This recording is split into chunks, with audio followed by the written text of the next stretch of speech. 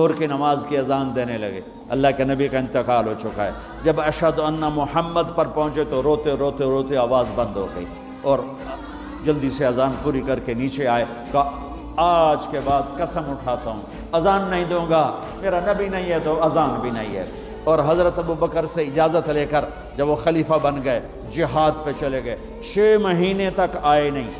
لاکھوں صحابہ جہاد میں گئے، کسی کو میرے نبی خواب میں نہیں آئے، صرف بلال کو آئے۔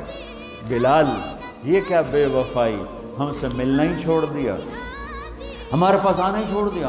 آنکھ کھلی تو ان کو یوں لگا جیسے اللہ کے نبی زندہ بلا رہے ہیں، یا رسول اللہ میں آ گیا، یا رسول اللہ میں آ گیا۔ اور اسی وقت اونٹنی کو بھگایا۔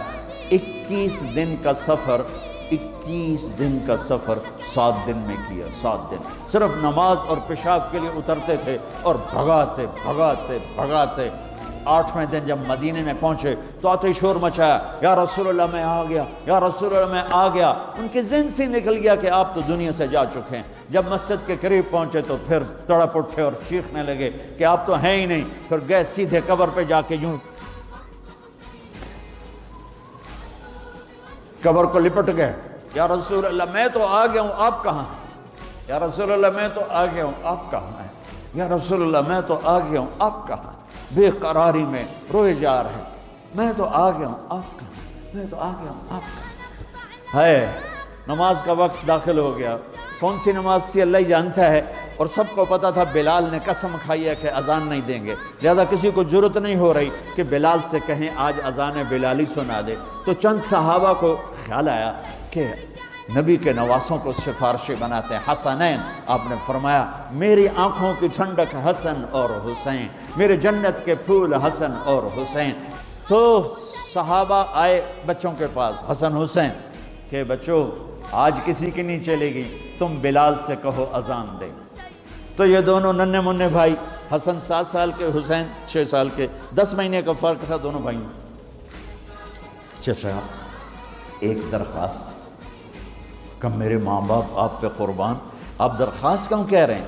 آپ امر کریں، آپ حکم کریں۔ کہنے لگے جیسے آپ ہمارے نانا کے لیے اذان دیتے تھے آج ہمارے لیے دے دو۔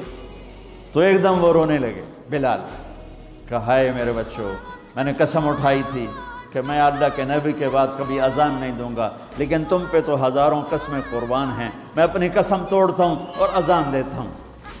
جب وہ چڑھنے لگے اس بی بی کے گھر، قریب ایک انصاری عورت کا گھر تھا جس کی چھت پہ چڑھ کے اذان دیا کرتے تھے، تو سانس رک گئے سب کے، آنکھیں پھٹ گئیں، اور وہ یوں منظر دیکھ رہے کہ آج بلال تو ہے، محمد مصطفیٰ نہیں ہے۔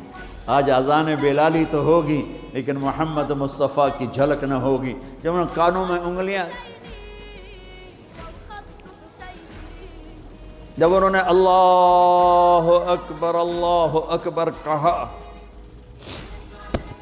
تو مدینے میں گھر گھر ماتم بچھ گیا، عورتیں بھی چیختی ہوئی گھروں سے باہر نکل آئیں، سارے مدینے کی گلیوں میں چیخ و پکار مچ گئی، اور یوں سب کو لگا جیسے محمد مصطفیٰ زندہ ہیں اور ان کا زمانہ ہے، لیکن آپ تو جا چکے تھے۔ یہ بلال کو جو رتبہ میرے رب نے دیا، یہ غلامی مصطفیٰ کی وجہ سے دیا ہے۔